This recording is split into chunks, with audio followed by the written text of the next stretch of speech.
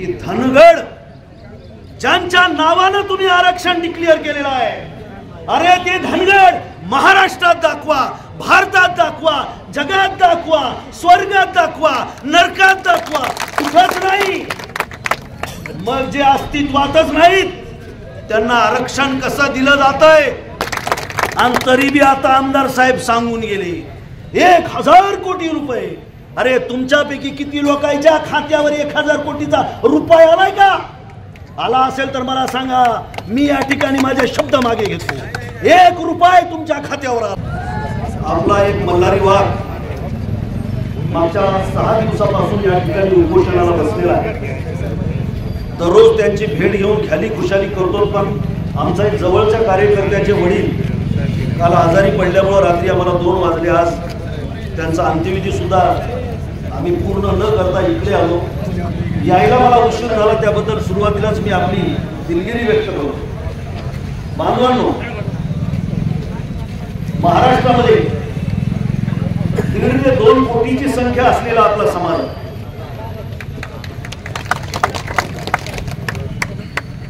एकोणीसशे 56 पासून आरक्षण हे महाराष्ट्रामध्ये लागू झालेलं आहे. मी आर्टिकल 1 इथं दिलेला आहे. आपल्यापैकी तरुण मंडळी जी आहेत त्यांनी ते जरूर वाचावं, कारण 40 वर्षापासून आपल्या धनगरांच्या हटकरांच्या 4 पिढ्या एसटीच्या आरक्षणासाठी मातीत गेलेल्या आहेत. आता तर शिक्षण महाग झालं, सरकारी नोकऱ्या संपलेल्या आहेत, आम्हाला देशोधडीला लागण्याची आजची परिस्थिती आहे. बेरोजगारीचं प्रमाण प्रचंड वाढलेलं आहे आणि सभागृहामध्ये बोलणारी आपली माणसं सुद्धा नाही. अशा वेळेला प्रत्येक जण आपल्याला फसवण्याचा प्रयत्न करीत आहे. बांधवांनो, मंडल आयोगानं अति मागास म्हणून स्टार देऊन आपला उल्लेख एसटी प्रवर्गामध्ये केलेला आहे.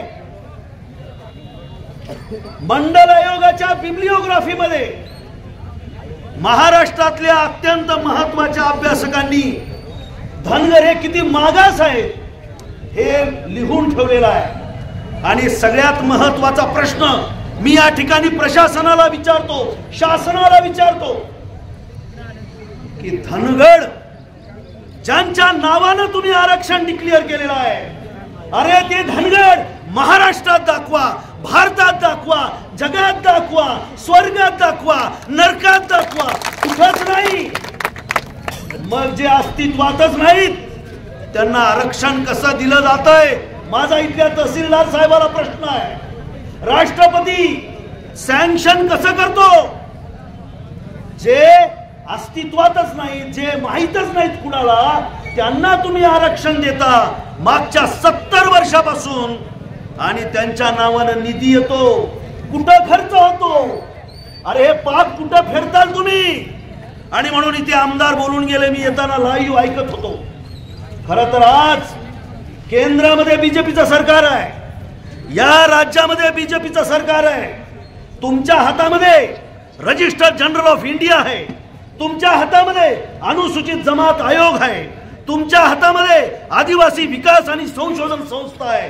त्या सगळ्यांचं ॲफिलिएशन, त्या सगळ्यांची मान्यता घ्या. दुसऱ्या दिवशी ठराव करा, महाराष्ट्रातल्या तमाम धनगरांना आरक्षण मिळू शकतंय.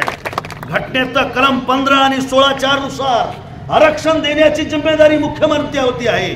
आणि तुम्हाला खरोखरच कळवला येत असेल, कारण लोकसभेमध्ये आम्ही जरासं शेपूट हलवल्या तर धडलकून सरकार पडलं. थोडक्यात वाचलं आता दोघांच्या टेकूनच. विधानसभेला जर आम्ही चौताळून उठल्या तर तुम्हाला पळती भुई थोडी होईल, हे लक्षात ठेवा. अरे 2014ला माय बापाच्या इमानदारीनं कपाळाला भंडारा लावून, आता इथं आमचे रावसाहेब पाटील बोलले आम्ही आंदोलनात गेलत्या बारामतीला, 14 लाख लोक आले होते. आपली ताकद आपण दाखवून दिली. आणि त्यावेळेला विरोधी पक्षनेता आणि नंतर मुख्यमंत्री झालेले फडणवीस कपाळाला भंडारा लावला.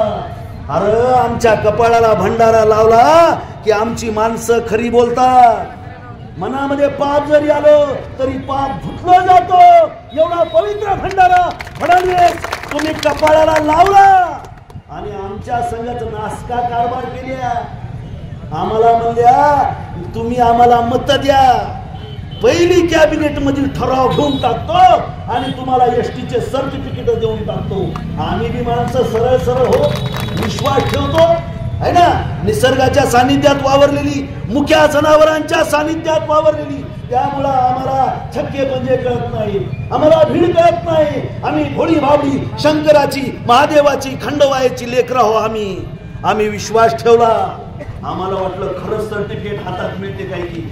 आमचं गावगाड्यातलं पोरग तहसीलदार होते, आमचं शिकलेलं पोरग कलेक्टर होईल, आमचे माणसं राखीव मतदारसंघातून आमदार होतील, खासदार होतील. संख्येच्या प्रमाणामध्ये या लोकशाहीमध्ये आम्हाला न्याय मिळेल. पण झालं नाही. या बोक्यानं लावला भंडारा, परीक पुढे काहीच कराय नाही.